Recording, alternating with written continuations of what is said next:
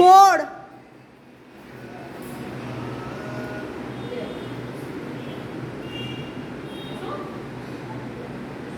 5,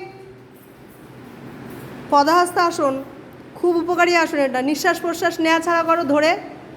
5, 6, hold করবে, 6,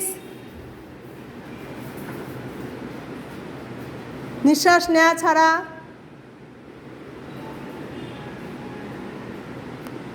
7,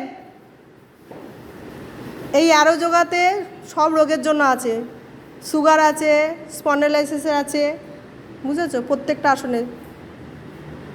7, 8, নার্ভের আছে,